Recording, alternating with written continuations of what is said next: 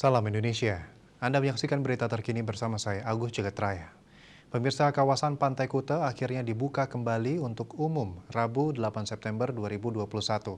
Ditandai dengan pembukaan barier penutup akses masuk ke pantai oleh Bendesa Adat Kuta bersama Satgas Covid setempat mulai pukul 9 WITA. Warga mulai terlihat baik berselancar maupun sekedar berolahraga. Kawasan yang sempat ditutup selama 2 bulan ini tampak mulai menggeliat. Bendesa Adat Kuta Wayan Wasista mengatakan dengan diizinkannya kawasan wisata dibuka, Pantai Kuta akhirnya kembali dibuka. Namun dengan catatan pengunjung wajib mentaati protokol kesehatan prokes. Dalam penerapan di lapangan, pengunjung yang masuk ke kawasan Pantai Kuta dibatasi maksimal 50%. Demikian juga pedagang pantai mulai diizinkan buka, terutama mereka yang sudah divaksin lengkap. Sedangkan yang belum divaksin dosis kedua, belum diizinkan buka.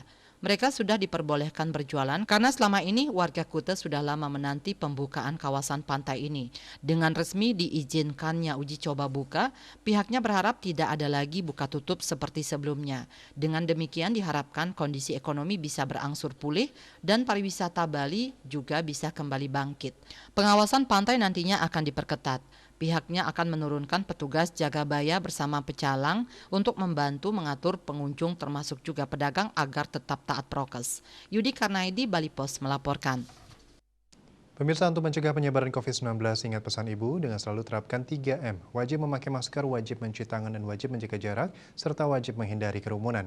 Dengan penerapan perilaku 3M, Indonesia segera terbebas virus corona menuju Indonesia maju. Update terus informasi Anda dengan subscribe dan like YouTube channel Bali TV @newsbalitv. Tetaplah bersama Bali TV. Salam Indonesia.